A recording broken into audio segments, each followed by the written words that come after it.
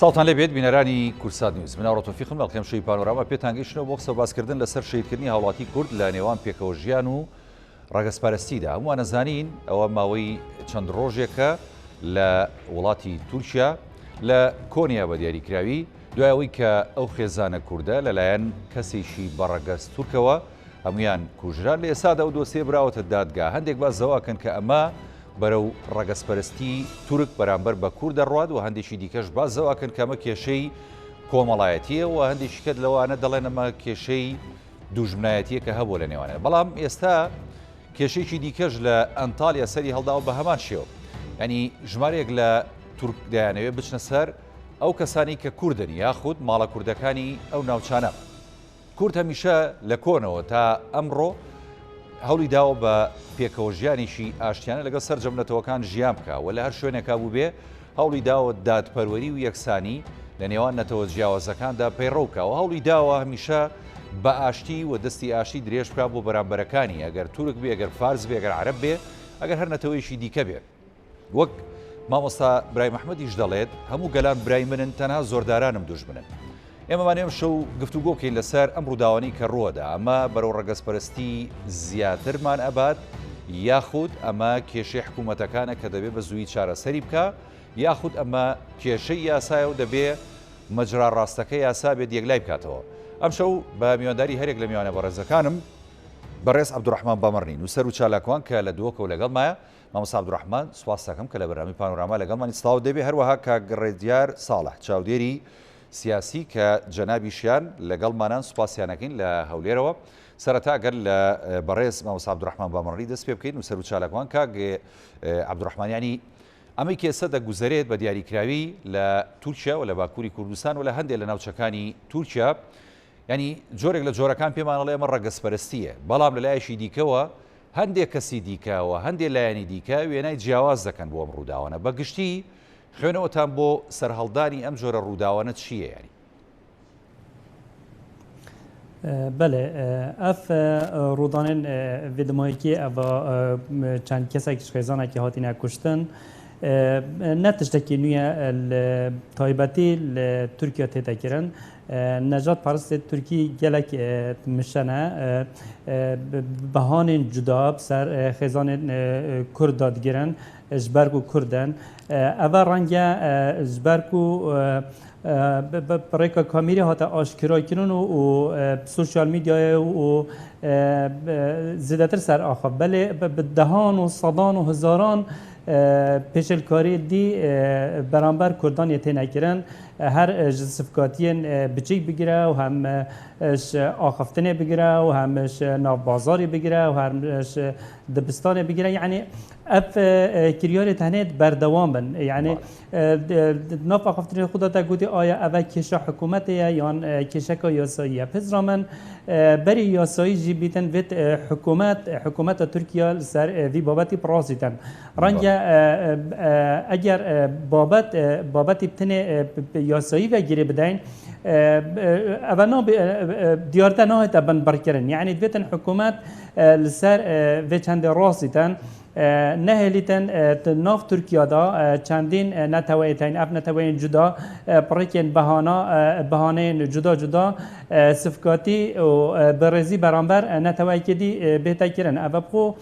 آماجه که خرابه بو ولاتا که خوب دموکراسی زانیتن و از بارکم جی نشانه ده یان اگر اول بیت دیارده و یا بوی دیارده جیک ده گلک خرابن هم بو نوودنگ یا ترکیه و هم جیک و نشتن نتوکی بچیک ناف خدا پارزیتن جبرکو موید و منوید کرد ناف دولت ترکیه دا نتوکی و دویش روی یاسایی و حکومت چوان ترکیه کیت پارزیتن چوان آذر کیت پارزیتن چوان دویتن و حوصان کردان جیت ناف خدا پارزیتن کواتا یعنی اسا بەڵێ کەواتە کاگەی عەبدوڕەحمانیان ئێستا بۆ نمونە ئەمەی کە لە تورکیا گوزارێت یعنی ئەوتا ئەوانەی کە تاوانبارن ینی پەیوەندیان هەیە بۆ ڕووداوی بە تایبەتی کۆنیاوە ینی هەندێکیان دەستگیر کراون و یاسا دەیەوێت ڕێکاری یاسایی خۆی بگرێتە بەر. بەڵام ینی لێرەدا کێشەکە ئەوەیە ینی بۆ نمونە هەر لە تورکیا ینی کێشەکان بەرەو ئاخارێکی دیکە دەبرێت ینی ئەمە ئەگە دوژمنایەتیش بێت لە نێوان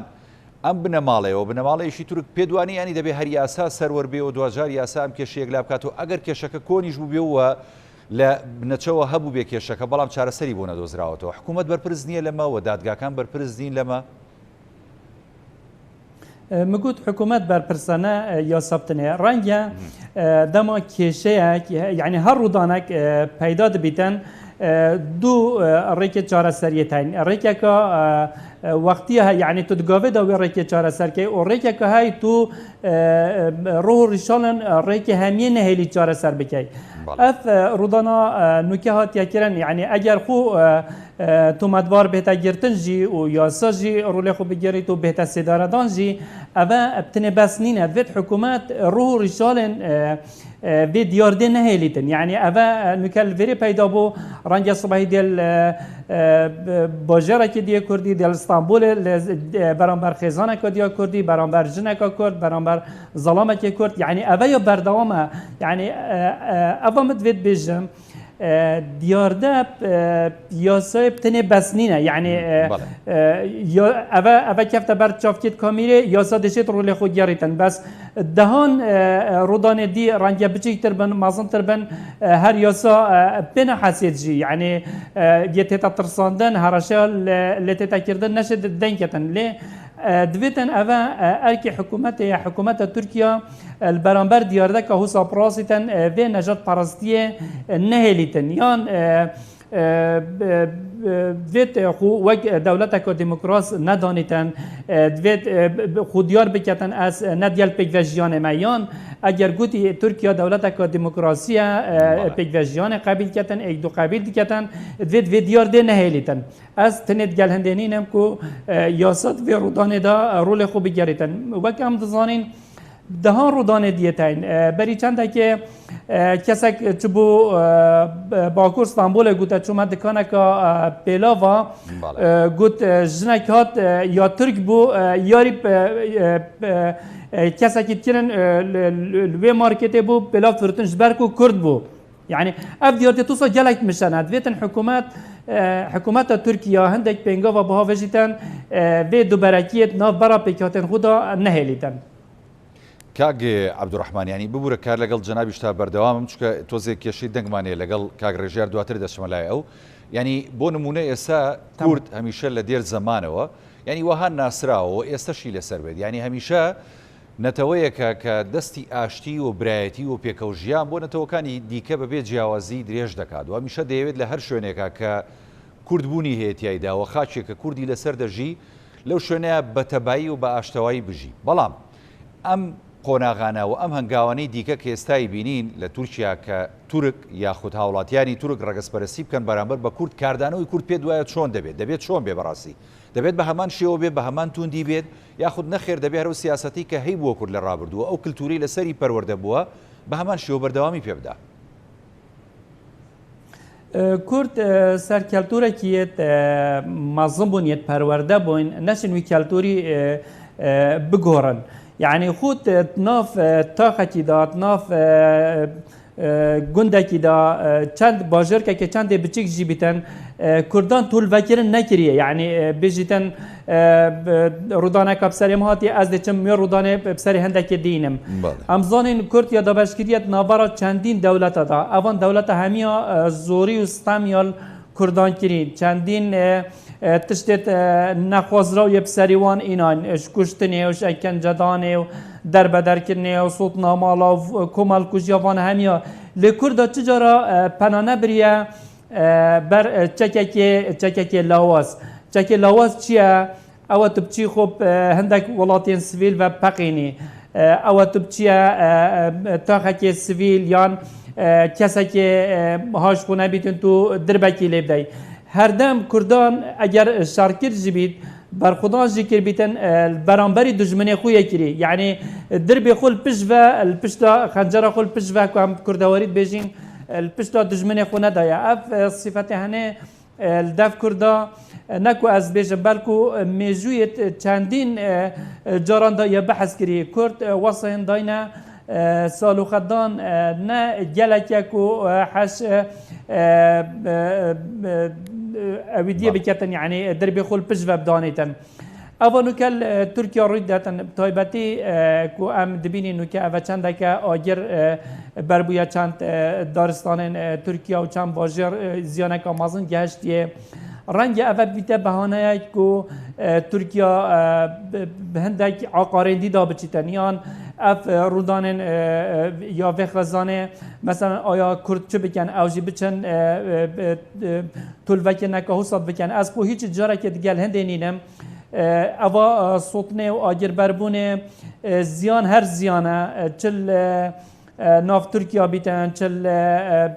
وڵاتێکی عەرەبی بیتن ناف فارسا بیتن هەر جهەکێ بیتن زیان چجارە کورد گەل زیانە نەبووە بگەیتە نه دارستانê و ne giyanewera و ne mirovên sivîl jî Kurdan tinê herdem mafek hebûye daxwaza mafê xwe yê kiriye yanî çi carekê zêdetir ji mafê xwe nexwastiye hiç carekê yanî eger xwe berparên mêjûyê hemiyê jî vedayîn eger ev şerên hatîne kirin navbera Kurdan çip xebata çiyayî da bîtin xebata dî da bîtin çi cara Kurdan ji mafên xwe zêdetir nexwastiye yanî hewal nedaye biçîtin dijminkariyê ser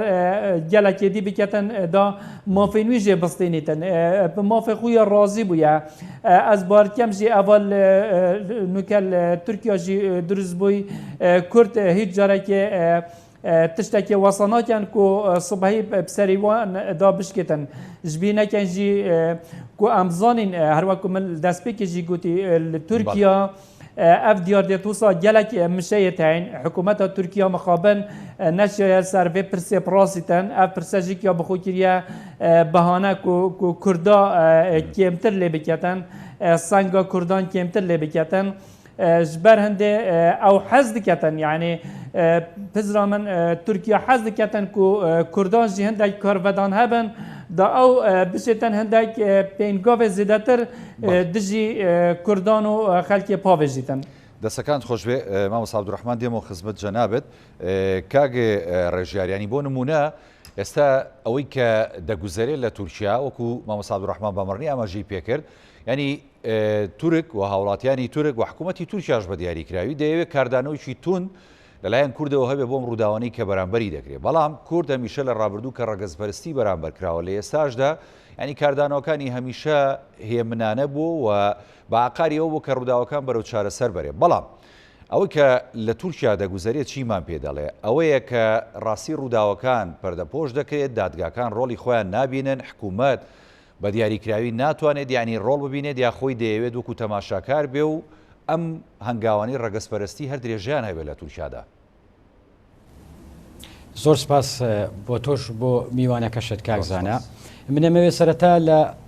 ڕەگەزپەرستیەوە باسی بکەم کە ڕەگەزپەرستی چیە ڕەگەزپەرستی بریتە لە ڕەوایەتیدان یان سەردەستەییکردنی گروپێک یاخۆ بەزازانینی گروپێک بەسەر گروپێکی ترکە ئەوەش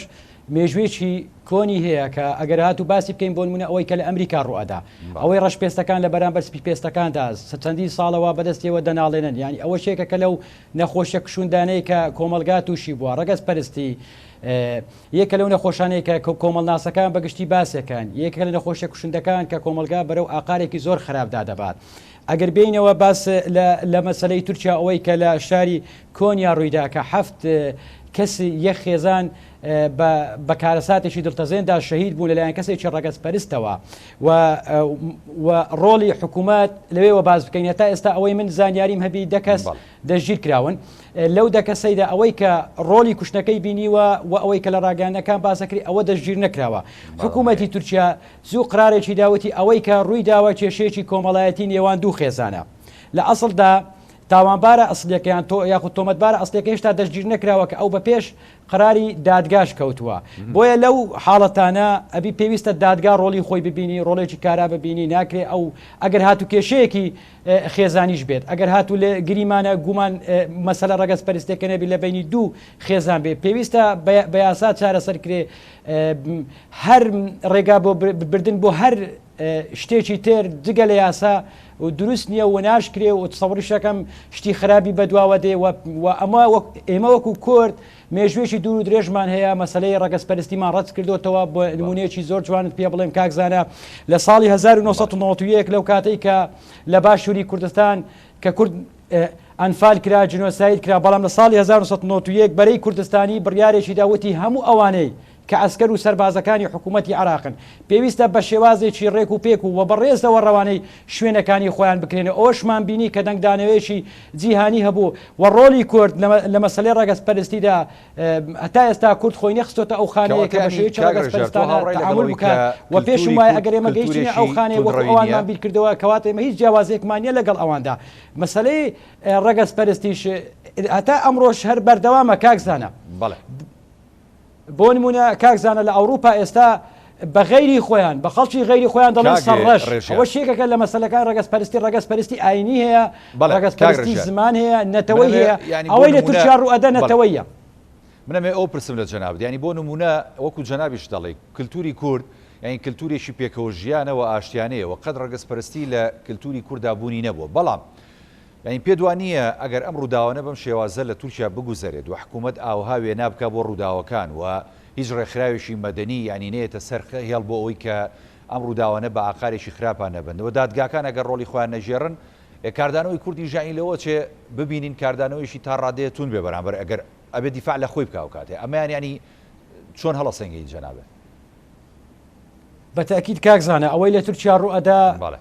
پاشخانێکی کۆنی هەیە بۆ نمونی ئێستا پارتێکی سیاسی لە تورکیا هەیە کە لەسەر ڕەگەزپەرستی دامەزراوە دژی کووردە دژینەتەوەی کووردە بە هەموو شێوەیە هەموو حزبە سیاسەکانی تورکیا بە سیاسی ڕۆشنبیرەکانی ژیانەوە تا سەر ئێسخان ڕەگەزپەرستەکان تا سەر ئێسخان ینی دەیانەوێ نەتەوەی کورد ڕەش بکەنەوە ئەوەی کە ڕوئەدا لە تورکیا ئێستانیە زۆر دەمێکە ئەوان کار لەسەرەکان مەهاپا کە حزبێکی سیاسی ناو تورکیایە دەیەوێ بە دژایەتی کورد دەنگ بەدەست بێنێ هەتا چەند دژایەتی کورد بکە زیاتر دەنگ بەدەست دێنێ ئەم عقلیەتە عقلەتێکی خەتەرە ینی کۆمەلگا بەرەو قۆناغێکی تاریک دەبات ئەوەی کە لە تورکیا ڕوئەدات بەڕاستی پێویستە حکوومەت بێتە سەرخەت و فەرهەنگی پێکەوە ژیان وەگەڕانەوەی یەکسانی بۆ ناو هاوڵاتیەکانەوە دەستەبەر بکات ئەوەی کە ئێستا ڕوئەدات داخستنی پارتە سیاسەکان و قۆڕخکردنی ڕێکخراوەکان لەلایەن تورکەکانەوە وەلانانی کوردەکان مەترسی گەورەی بەدواوەدادێت تا ئاخیر زانیاری من ئاگام لێ ئەمڕۆ 22 کەسی ئەندامی هەدەپە دەستگیر کراون کە ڕێکخراوەکی مەدەنیەوە 5 هەفتەیان لە بەردەم ماوە کە خۆیان ڕاستکەن و لە بەردەم قانونەگەنە حزبەکەیان داخرێ هەموو ئەمانە هۆکارن بۆ توند و تیژی ناو کۆمەلگاوە ئاخیر جار پێچێشێتە ناو ڕەگەزپەرستی و ئیتر ئەوە ڕوئەدا کە چاوەڕێ کراو نییە کاگە ڕێژاریانی ئەمە یەک پرسیاریکە لە بەڕز بکەم چووکە کاگە عەبدوڕەحمان پێشترش ئاماژەی پێدایانی ئێستا بینین ینی زنجیرەیەک ئاگرکەوتنەوە لە کۆمەڵێک شاری تورکیا هەیە ئەیوا تا ڕادەیە خەریکە ئاگرەکان کۆنتترۆڵەکرێت بەڵام ینی مەبەستی من لەمە و جێڕانەوەی ئەمە بۆ ئەوەیە ینی بۆ نمونێسە ئەم ئاگرە کەوتۆتەوە پێ دەچێت ینی حکوومەتی تورکیا ینی دەرچەیەک بدۆزێتەوە کە ئەم ڕووداوە بەسەر لایەنێکی کورد یاخود کەسێکی کورد یاخود بەشێک لە کووردا بهێنێت لەو ناوچانە هێندەی تر ینی ململانی ڕەگەزپەرستی تۆخ بکاتەوە توندر بکاتەوە و بیگەێنێتە ئاقارێک کەیتە چارەسەرکردنی نەتوانێت بە ئاسانی چارەسەر بکرێت خوێنەوە چۆنە بووە مەینی پێچێت حکوومەتی تورکیا هەنگاویشی وهای لێ چاوەڕێ بکرێت کاکزادا متەسەوڕی ئەو هەنگاوەیە ناکەم ئەوەی کە ڕوئەدە ئێستا 7 داستانی تورکیا لە بەردەم سووتانن و تاوە تو ئێستا یەک بەرپرسی تورکیا کەسی تۆمەتبار نەکردووە ئەوە ئێستا ئەوروپا هاتۆتە سەخت فڕۆکەکانی ناردۆ بۆ ئاگر کوژانەوە کە ئەمە مەسلەیەکی سروشتیە و مەسلەیەکی ترە ینی ناکرێت تێکەڵی بکەین و ئەمەوێ شتێکش باز بکەم ئەوەی کە ئێمە لە سۆشیال میدیای کوردی ئێستا لە باشووری کوردستانەوە دەبینین و دیقەتی ئەدەینی ئەوەیە کە بەشێکیان لەگەڵ ئەم ئاگرەدانەوە بەشێکیان لەگەڵ نینە وڵی من وەک خۆم لەگەڵ ئەم ئاگرێنیمە پێشم وایە چکە من بەرپرسی سنتەرێکی ژینگەی بوویمە 6 ساڵ ئەم ئاگرێ مەترسێکی زۆر گەورەی بۆ سەر هەموو ژینگەی دنیا ڕەبتە بە یەکتریەوە ینی ناکرێ بڵین تورکیا ژینگەی من پیس ناکرێت ژینگەی کوردستان تورکیانیش کوردین بۆیە بەم شێوە ینی ئاوە یعنی تعاتوفمان هەیە بۆ ژینگەی ئەو وڵاتە بەڕاستی ئەفو تێنەگەیشتم پرسیارەکە بەسم ئەوە ینی دەڵێم یعنی سەم بیرکردنەوەی تۆ بیرکردنەوەیشی دروست و تەندروستە ئێمەی کوردیش ینی بە هەمان شێوە ئاوها بیرەکەینەوە لەوەی کە بۆ نمونەگەر ئاگرێک لە تورکیا بکەوێتەوە ئێمە زیاتر لە ڕۆژینگەیەکەوە سیرەکەین کە زەرەر و زیانی هەیە بۆ ژینگەی وڵاتەوە لەسەرێکی شەوە بەداخین و ژمارەیەکی کەمە لەوە چێ لە تۆڕە کۆمەڵایەتیەکان ینی چۆنەڵی خۆشحاڵی خۆیان دەربڕن بەوە ئەوە ژمارەیەکی کەمە بەڕاستی درستە بەڵێ کاکزانە ئەوەی لە تورکیا دەگوزەرێ مەسەلە ڕەتدانەوە نییە و ئەوەی کە دەکرێت ئێستا قسەی لەسەر بکەین مەسەلە ڕەگەز پەرستەکە جیاوازە لەگەڵ ئاگر کەوتنەوەکە ئەو ڕەگەز پەرستی ئەکرێ مێژوێشی دوور و درێژی هەیە تورکیا بە تایبەتی کۆمەڵی حەزب بۆ بەشێک لە ڕۆشنبیرەکانیشی من لە ساڵی 2011 لە کۆنگرێکی هەدەپە بەشدار بووم بەشێک لە تورکەکان دژایەتی میانە کرد کە سرودی عێراقیمانە گوتەوە لە ناو دیاربەکر و ئامەد و بەشێکی تریشیانەوە بەدڵێکی ئەوە وەریانەگری ئەنی ناکرێ ئەمە بڵین هەموو تورکیاش ڕەگەز پەرستە نەخێر ئەوانیش خەڵکی باشیان ئەوە ئیسماعیل بێشکچی کە یەکێکە لە نووسەرە گەورەکانی تورکیا واتە ئێستا پشتگیری کوردەکە ناکرێمە هەموو بە یەک چاو سەیری هەموو شتەکان وەک هەموو شتەکان بە یەک چاو ببین و هەمووی بەخرابەوە بڵێن هەمویان ڕەگەز پەرستن بەڵام من پێم وایە حکوومەتی تورکیا ئەبێ لە قۆناغی ئێستادا بۆم کە کەیسەی کە ڕووی داوە لە کۆنیا یاسا سەروەر بکات و ئەم تاوانبارانە بداتە دەست یاسا و یاسا ئیجراعاتی خۆی بکات و خەڵک وشیار بکرێتەوە لەوەی کە ئەوەی ڕوویدایە ڕەگەز پەرستینیە بەڵکو ئەمە کێشەیەکی ترە و ئەگەر ڕەگەز پەرستیشە پێشی پێ بگرن و من خۆم قناعەتم وایە ڕەگەز پەرستێ لەبەر ئەوەی 4 مانگ 5 مانگ پێشێستا لە هەمان شار گەنجێکی تری کورد درایە بەرچەقە و کوژرا کەواتە ئەوەی ڕوئەدا ڕەگەز پەرستیە بەڵام پێویستە حکوومەتی تورکیا فەرهەنگی پێکەوە ژیان دروست بکاکە ئێستا ئەو فەرهەنگە لە بەردەم مەترسیدا ئەو فەرهەنگە لە بەردەم لە ناوچووندا لەلایەن هەندێک پارتی سیاسی تورکیا لە پێناو بەدەستهێنانی دەنگ ئەیانەوێ کورد لەوێ بکەنە پلە دوو و هەرچی ڕێکخرا و پارتی سیاسی تورکیا هەیە دای بخەن ئەوە مەترسیە بۆ سەر داهاتووی تورکیا کورد لە تورکیا کەمینە نیە بەڵکو بەشێکی زۆری تورکیا پێک دێنێ و پێویستە تورکیا دان بە کورد دابنێتەوە ئەوە بە شێوەیەکی یاسایی مامەڵە لەگەڵ ئەو ڕووداوانە بکە کە هەیە ناکرێ ئەو مەسەلەی کە باس کرد ئاگرکردنەوە کە بخێتە سەر گروپێک یاخود ڕێکخراوێکی کوردی ئەوەی کە ڕوئەدا تا ئێستا هیچ زانیاریەک نییە ئاگرەکە لە چیوە سەر چاوەگرێت سەوەڕش ناکەم حکوومەتی تورکیا هەنگاوی لەم جۆرەیە بەهاوێژی دەست خۆشکاگە ڕێژاریانی بە دیاریکراوی کورد لە هەر 4 پارچەی کوردستان کەمینە نییە ئەگەر هەر 4 پارچەی کوردستان سەرژمێری بکەی زیاد لە 40 بۆ 50 میلیۆن کوردیانی لە هەموو دنیادا هەیە سوپاس دەکەم دێمە خزمەت جەنابەت کاگە عەبدوڕەحمان بامەڕ ینی بۆ نمونە ئێمە باسمان لە ئەرکی حکوومەت کردووە باسمان لە ئەرکی دادگاکان کردووە باسمان لە ئەرکی پۆلیس و هەندێک لایەنی دیکە کرد لەم کێشانی کە بە ڕەگەزپەرستی ناوە برێ بەڵام ینی بۆ نمونەوەکو کاگ ڕێژیار ئاماژەی پێدا چەندین کەسایەتی دیار هەیە لە ناو تورک و لە ناو کورد هەمیشە ینی بانگەوازیەوە دەکەن کە دەبێ ئەم دووگەلە ئاشتیانە پێکەوە بژین و برایەنە پێکەوە بژین ڕۆڵی ئەم کەسایەتی دیارانە چییە بە تایبەتی کەسایەتە دیارەکانی تورک کە ڕۆڵیان هەبێت لە چارەسەرکردنی ئەم کێشانەدا و ڕۆڵیان هەبێت لەوەی کە ڕەگەزپەرستی کاڵ بکەنەوە و پێکەوە ژیان زەق بکەنەوە لە نێوان ئەم دوو پێکاتەیەدا جارێ ئەس پیچەکە سەر گوتنێن هەواڵ ڕێژیاری ڕاوەستەم جارد گوتی دوێت حکوومەتە تورکیا فەرهەنگا خۆ دروست بکەن و گەلان پەیوە بکات جارجیت گوتی ئەف بابەتە زیاتر بابەتێت یاساییە و نایەت نەجات پەرستیانە پزرا من دوێت بابەتێ تورکیا تو زیاتر کورتتر بەرەخدەیە ئایا يعني أيوب خوشي قلت جارك أس 2000 وكان لي أس شوما تركيا من ديت بابت تركيا ذات بابت زادت هندي ياساينين هندي بابت حكومات فكرة ده حكومات ذات فرهنگ خو بجوريتن حكومات أجر ذات حكوماتك حكومات تركيا حكوماتك ديمقراطي بيتن حكوماتك بيجفجيان بيتن كو أمزاني چندين نتوال ناف تركيا هنا ذاتن همين نتوا وكي إك ور بجريتن راستنو که چه نهایت دیار کردن که اف سلطنت آگری چی که بردای آن کیتوان بار نینه بس و تو ریکنه ده آماجی پیدا بن یعنی اول بیتر ری خوش کردن که نجات پرستی زیادتر یا خورد بیتن ترکیه یعنی ام رنگ دهوی که زیادتر یا نزدیکی ترکیه بیتونو تکلیا بادینان ترکیه زیادتر هیا اف صفقاتی پیکرنه و اف برزی کرنه برانبر کرده گله کامشه يعني بابت نبابتك السياسية بابتك هولاتية درجة دوية يعني كرد تركيا هولاتية درجة دوية أجر كم ترجي نبيتن اف برخدان و شورش و خبات چیایی اوت وقت صدامی دا بوچه بو مدگر بوچه بو پیشمرگاتی های بوچه بو خبات های جبرهنده بو دا کرد هولاتیة درجة دو نمینن باش بری سرهلدانه دا بری راپرینه دا دما امچوینه مثل امچوینه باجران عراق کردان هست دوی چندت کرد که هولاتی درجه دونه توصیف کرنه دا پریو برنامه مال نوی کاری دا اوان همیا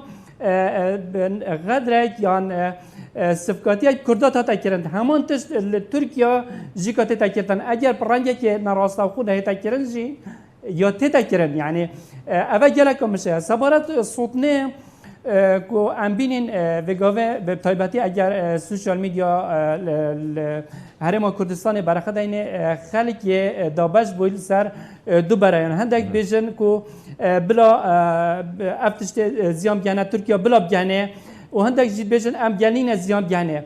اف کردید بیشیتن بلا زیام گانه بلا دارستان سوژن او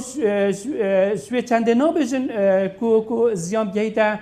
ترکیه کو بسوژن اوی برخد دانه کل تایباتی دورا دوی که جای دوی که همین جای ها نسوتن رازو باغن خلکی ها نسوتن دارستانت خلکی ها نسوتن مبری چند هیوادیتن چوان و اپراسیون ده کو ترکیه هاتی چوا جای کردستان داروبار همین مالش یعنی همین برینو و سیارت مازن سیار کردنو برن یعنی خلکی دل سوتنه که دوید بیجیتن یعنی افکار و دانا کاک عبدالرحمن زۆرێک لە کۆمنتەکانی هاوڵاتیان بۆ ئەم بابەتە بە دیاریکراوی ینی دەڵێن ئەمە تۆڵەی ینی ئاسمانە لە سروشتی تورکیا کاتۆ لە بەرامبەر ئەوانی کە جەنابەت ئاماژەی پێدی کە ئێستا بۆ نمونە لە باشووری کوردستان دەیکات تورکیا. بله نافما کردان دا ما باوریه که هیچ برکو هر شکیون ورا کرد گلکه ستامی و هاتیا کردن زورداری برانبری هاتیا کردن اوی هر دم پناه بریه خوده یعنی کوکو خوده یا وی دستی بو ام گودنه که مازنه هیت بیشتن خوده یا وی دستی بو وی دستی نه هلیتن یعنی چون ترکیه تا ناف دورت ما و حتی بگاوه تایباتی دوره که از بیشم وکی قضا که وکی آمدی که دوره که گلک مازنه خلکی و بارابتر جیارا وان سرچی آیا سر گلوگی آیا سر کزانه یا باهی و سماقه وانتش های دما خلک نچیتن بر همه خوبی نیتن اکید کارتکرنه که یال جیاراوید بیتن دما رازو باغنوی تناسوتن آیا کی برپرسه برانبری و چنده بله یعنی کرد یه وید بیشن خوده یا وید دستی بو وی نهالیتن یعنی اول طول وکر نکا خوده بسر وانتینیت یعنی خود ویریجی دا اف کمیتت یا نارازاتی خلک باشور اگر هبیتن جی بی چاوی برخدنه کو خوده طولوان جوت کردن سبارت گوت نکادی کو مثلا ام بیشین که آیا اف خزانا هاتیا کشتن لوی باجری که بابت یاسایی آن بابت که حکومت گلی بابت توسا تنکرن ما جاره که وکی نمونه که گلی که کرد از بینم پیرجنه که دیکلوی هات دزین چو دف حاکمی گوته دیکلوی هات دزین گوته تو تخابوی حاکمی گوته پیرجنه گوته مزر کرد توی هشیاری یعنی الفدرکی اگر سفکاتی که آن برزی برانبر کسی که کرد ترکیه بهتا کرن او نه بابت سیاسی او بابت حکومت یاد وقت حکومت پرول خورا بیتن دجارکادی او سفکاتی به نه تا کرن یعنی دما کردک البازاری بچیتن المارکت که بیتن الجهه که گشتی بیتن کافیه که بیتن سفکاتی که بهتا کرن هنگی او ده هست حالاتی بناخونات نخر هست حالاتی بناخونات کی برپرسش وره یاسان حکومت بابت ما همی سرحد یک کنه بابت که یاساییان بابت که حکومیه بابت که حکومیه دیت رکراوی جوات مدنی سر وی بابتی شل بکن حکومت ترکیه و حکومت که جشگیر رول خوب بگیریتن هرما کردستان حکومت هرما کردستان و دیت سر وی بابتی راستن اف نجات پرستی ترکیه بهتا اگر نه تا برنجی بهتا گلک بهتا کم کرین یعنی اجبارکو کرد جماره که نیا بچی که جماره که گلک مازنه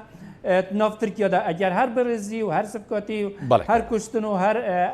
افکریاری تنه ناو و بهانه جدا برانبر بینه کرن اکید اوه آماجه که خرابه که ام بینین گلک تشتی دیجی دهنه کرن ده تومەتێت ژبار و دەبێت تو لایەنگیرێ هەدەپێت و لایەنگیرە ڕێخستیەکە کوردی دێ ئەف تومەتێت هەیە دەبوو هێنەکردن و دبیتن هیچ تومەتێکژی نەبیتن بیت بابەتێکی کەساتی بیت بابەتێکی بازرگانی بیت بابەتێکی کومەڵاتی بیت تومەتێکە سیاسی پێدا پاڵبەنان و دەکەفتە زیندانێدا و دێ خسارەت بی دێ زیان vekevîtin dê tiştê wî tejîsandin ji ber ku çi ji ber ku hemî Kurd e ji ber ku Kurd e û hikûmet pirûlê xwe nerabûye. دەست خۆش کاک عەبدوڕەحمان کاک ڕێژیار ینی ئەوەی بۆ نمونە ئێستا لە تورکیا ئەوەی کە لە کۆنیا ڕوویدا و ئێستا خەریکە لە ئەنتالیاش و ینی دڵنیاین چەند ڕۆژی ئایندە و چەند مانگی ئایندە دەبینین ئەگەر ئەمە بەری پێنەگیرێت لە چەندین شاری دیکەی تورکیا هەم ئەوانەی کە تورکنشینن و کوردی شتێدا نیشتەجێە هەم لە شارە کوردیەکانی ژانی ئەم ڕاگەڕیشەی ڕەگەسپەرستیە پەراسێنێت ینی ئەگەر ئەم هەنگاوانە ئاوها درێژە بکێشێت و شار بە شار بگرێتەوە پێ دوایە ینی هەروە ئاسانە ڕێی پێبژیرێت یاخود ئەوەی کە هەیە دەبێت لە ئێسادا وەکو جەنابەت و پێشتری کاک عەبدوڕەحمان ئاماژەی پێدا دڵسۆزانی هەردوو لابێنە سەرهێڵ بۆەوەی کە هیچ نەبێت ینی بەرێشی دیالۆگ پێک بێنن بۆی کە بگەنە چارەسەرکردنی بنەڕەتی ئەم کێشەی هەرچەندە ینی زۆرێک لە چاودێرانی ئەم ڕۆژەش دڵنیان لەوەی کە قەت ناتوانرێت ڕەگوڕیشەی ئەم بابەتە لە بنەوە دەربێنرێت فەرموو.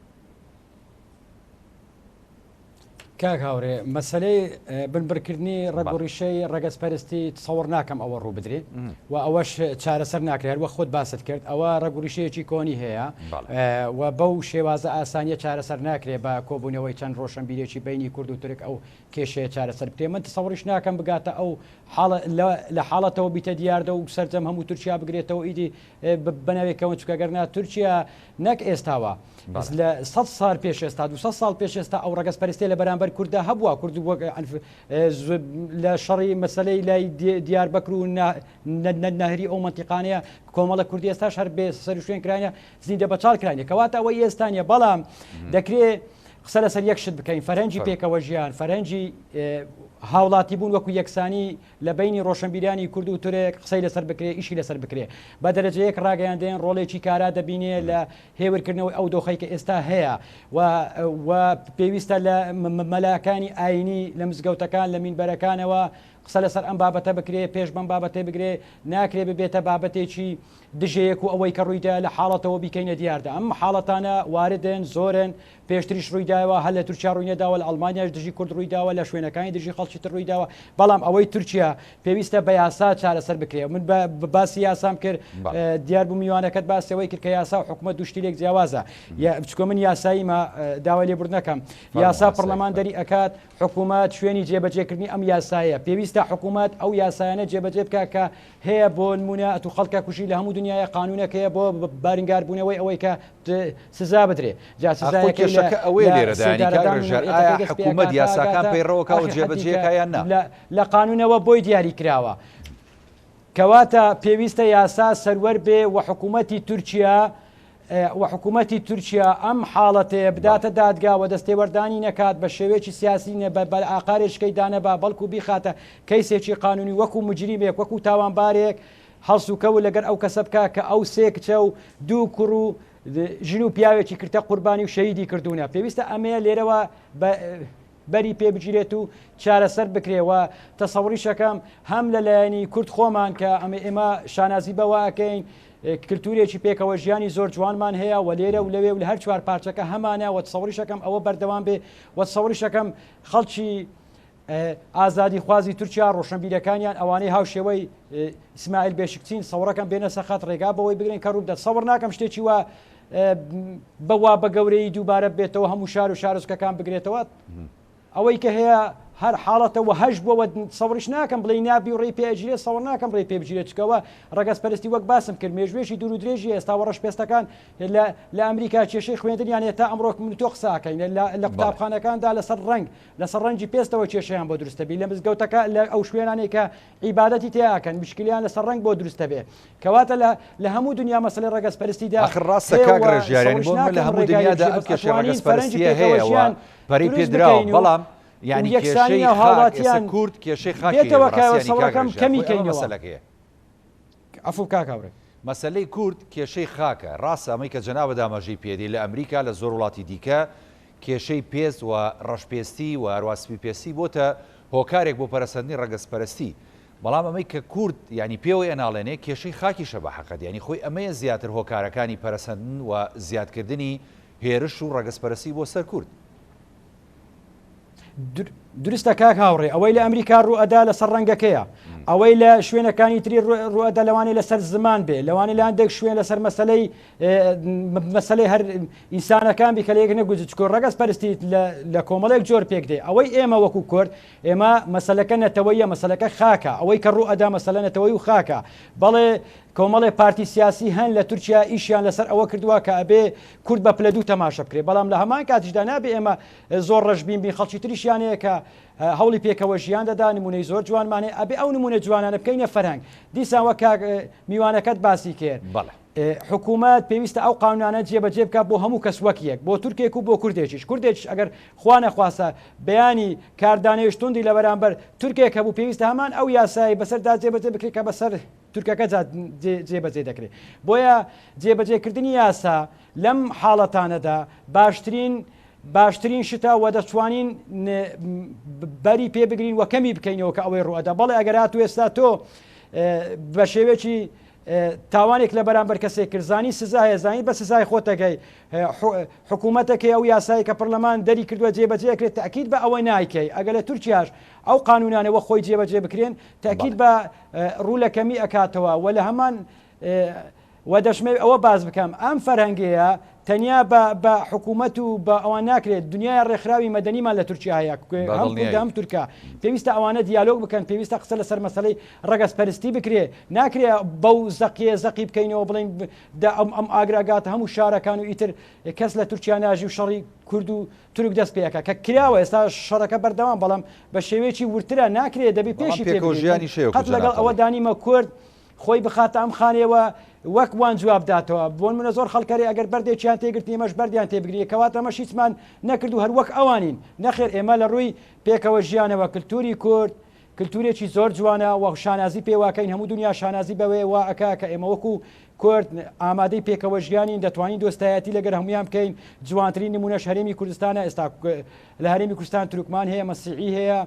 کۆمەڵی ئایدی دیکە هەیە نەتەوەی جیاواز هەیە بەڵام لە هەرێمی کوردستان شتێکی واتۆن و تیژ نبینی چکە عقلیەتی کورد عقلەتێکی پێکەوە ژیانە عقلەتێکی لێبوردەیە و هیوادارم هەر بشتوانین لەسەر ئەوە بەردەوام بین و پێکەوە ژیان ئەو دروشمە جوانەی کە هەڵمان گرتووە لەسەری بەردەوام بین. دەست خۆش کاگێ ڕێژار دێمە خزمەتجانەوە دواوتە کاگێ عەبدوڕەحمانیانی کاگ ڕێژار باسی لە خاڵێکی دیکە کرد بە دەرلەوەی کە کۆمەڵێک فاکتەر هەیە بۆی کە هۆکار بن بۆ هێورکردنەوەی دۆخەکە یعنی ڕۆڵێکی گرنگی ڕاگەاندنیشی باس کرد ڕاگەاندن و سوۆسیال میدیا و سەرجەم تۆڕە کۆمەڵایەتیەکان ئەتوانن بە ئاراستەی هێمنکردنەوەی ئەم ڕووداوانە قسە بکەن و ینی ئاراستی ڕووداوەکان بکەن بەوەی کە تا ڕادەیەک ئەم ڕەگەزپەرستیەوە تۆخکردنەوەی کاڵ بکەنەوە ڕۆڵیان چۆنە بێوان زانی دەما ئەس هاتیمە داخواستکردن وی بەرنامەیدا بەشدار بم و دەما کاکڕژیار جاتی و دەما تەژی ئەف پانۆرامایە دروستکردی سەروی بابەتی ئەکید سەر هەندێ نەبووە و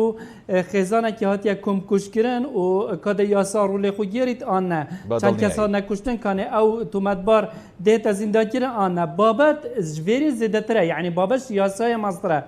پێش چەندێکی وەختێ ترامپیدا لە ئەمریکا ڕاستپیستێک ئەو کێشە ڕاستپیستی و ئەوێدی مەدی چەند خۆ پیشاندان هاتنەکردن و زیانێت مەزنجی گەهاندنە چەند زیانێت مەزنێن ئابۆری و ئەوێدیجی گەهاندنە خەڵکی ئەمریکا ئایا ئەوە بابەتێکی یاسایی بۆ بابەت نای بابەتێکی یاسایە بابەتێکی حکوومەتەیە حکوومەت دێ چاوەشێتن پێکڤە ژیانێ پەیدا بکەتن ئەم کورد کێماسیل دەفمە کووردا هەیە هەردەم ئەم دەستی خۆ بۆ هەواڵێ خۆ درێژ بکەین ڕاستە ئەvە سیفەتێکی گەلێکی باشە بەس ناچێ بیتن ئەم ڕێکی بدەینە ئەو پێخۆ بدانتە سەر زیکێمە یعنی دوێتن دیف ژیانێت خۆ مەژی پێنگاف هەبن نوکە حاڵەتێک لە تورکیا پەیدا بوو ام چه بکن راگهاندنا مایا کردی الهرم کردستان راگهاندنا مایا کردی اف خلق ما اول الولات دید جیتن المانیا جیل امریکا جیت هر ولاتا کی بجیتن هر یک بلای خوفه ادی بابتی آزرینیتن یعنی بشه سوشیال میدیا آزرینیتن بشه تن بکانال آزرینیتن یعنی تشتکی های برانبر کردایت تکرن وید اف کشانه نمینید چند یا بچیک جیبیتن یعنی رو ریشالت خویتن نجات پرستی برانبر کردان یا تکرن اما دچوا قطعه بیتن اگر دنگ ما پیگ و بلند بو امشیان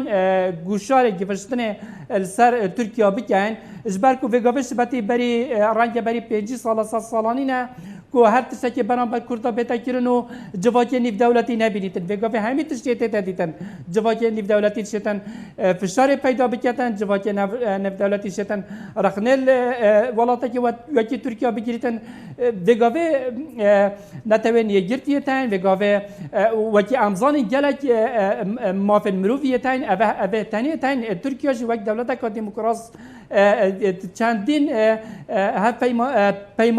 پیمان نامه دا بجدار امضای سرکری مافه مروی بتا پاراستن مافه جنان بتا پاراستن مافه زاروکان مافه یکسانی بتا پاراستن اگر امشیان وی گوشار سر ترکیه درست بکن ترکیه بخوشی ابتنی بسنینه نو که کشام ابتنی نینه تومت باره وی رودان بتا گرتن آن نه تا گرتن چند کسی که نکشتن یک کس به دست دارتانجی او بمن هیچ مشکلی نینه مشکله بردوام نبیتن فت فرهنگ بتا پیدا کردن کلتورک ناف ترکیه دا بتا کردن راجس پرستی هنه اگر نه تا اجار نه تا حل کردن جی بتا کم کردن یعنی گلک بتا کم کردن شینا تومتا که دو تومت بو بچن کسی که صفقاتی کسی که کردکر دو گناه باری بو بچن ایک اجبار کو صفقاتیا پیکری یا دویجی اجبار کو ترکیه صفقاتیا وی کردی کری اگر افر دو تومت ابوی چون او جارکادی رودانه که حسانا که جارکادی صفقاتیا که برزیه که دیا ویراگینا کتر دست خوش به امید دو سرنجی خوشتم پی بلی لماوی کمتر لی خلک سپاس سکم کاغ عبدالرحمن هیوی دارم امن هرم کردستانه هیوی دارم روشنبیر و سیاسیین ما اول در وی ولاستی همی بشن گوشاره که درست بکن کو افرودان حسا ترکیه دوباره نبن کو سر اکتشکار بکن ترکیه ولاتا که دموکراسیت ویتن رزل بگ وجیانه بگیرید ویت رزل نتوین دی همیا بگیریدن و یاسا بو همیا وکی یک بی تایبت اف نتوین بچه که هست نکن کو حولاتی درجه دونه دست نخوش دست خوش کاغ عبدالرحمن سپاس دکم بله کاغ رژاریانی توین بلین ئیتر ئەم ڕووداوانە ئەبێت بە چاوێکی یاسایی سیر بکرێت لەگەڵ ئەوەشی کە هەردوو وڵاتان هاوڕابوون لەسەرەوەی کە دەبێت کۆمەڵە لایەنی دیکەشن کە بێنە ناوە بۆ چارەسەرکردن و نزیکردنەوەی هەم کورد هەم تورک هەم بیر و بۆچوونەکان لە یەکتر دواسەرنج و پەیامی خۆتم پێ بڵێ سوپاس دەکەم. زۆر ڕاستە قوربان پێش دواقسەت پێ بڵێ مەمێ باس ئەوە بکەم کە 16 دەنگەکانی باکووری کوردستان ئەو پارچە کوردستانەی کە لە تورکایە 16 دەنگەکانی بەداخەوە قسەیەکەم بۆ پارتی داد و گەشە پێدانە کە ئەو حزبەی کە ئێستا لە دەسەڵاتە 16 دەنگەکان خەڵک بە پارتی داد و گەشە پێدانی داوە لە کوردستانی تورکیا کەواتە حکوومەتی تورکیا وەتەسەوەڕ ناکەم ئەوە ڕوو بدە کە مەسەلەی ڕەگەزپەرستی کە لەو حاڵەتی ئێستا هەیە هەموو شارەکان بگرێت چکو لە بەرژەوەندی ئەو دانیە 16 دەنگەکانی ئەو لەو ناوچانە بەدەستی هێناوە کۆی دەنگەکان 16 زیاتریش بەدەستی هێناو لەو ناوچە کوردنشینانە بۆیە من کۆتا قسەی من ئەوەیە دەبێ یاسا سەروەر بێ و یاسا بۆ هەموو تاکێک وەک یەک بێ هەر کاتێک یاسا بۆ هەموو کەس وەک یەک بوو دڵنیا بە ئەم ڕووداوانەش کەمتر ئەبنەوە ڕێژیان پێناگیری ئەوە لە ئێستا لە چەند ڕۆژ پێش ئێستا لە ئەڵمانیا ڕوویداوە ئەوەی لە ئەمریکا ڕوویدا بە یاسا چارە سەر کرا ئەوەی ڕەش پێستەکە زیندانی کرا و سزای خۆی وەرگرت ئەوەی تر لە بەریتانیا کە ڕوویدا ینی ئەم حاڵەتانە لە هەموو دنیا ڕوئەدات ئەوەی تورکیاش هیوادارم لە حاڵەت بمێنێتەوە و تەشەنە نەکات تەسەوڕیمیش وایە تەشەنە ناکات ئینشاءڵڵا. سوپاس بۆ کاگ ڕێژیار ساڵح چاودێری سیاسی کە لە سۆدیۆکانمان لە شاری هەولێر میوان بوویەوە سوپاس بۆ کاگ عەبدوڕەحمان بامەڕی نووسەر و چالاکوان کە لە شاری دوهۆکەوت لەگەڵمان بوو. بەڵێ بینەرانی بەڕێز ئەڵقێ شەوی پانۆراماتان پێشکەش کرا هەمیشە ساغ و تەندروست باش خواتان لەگەڵ.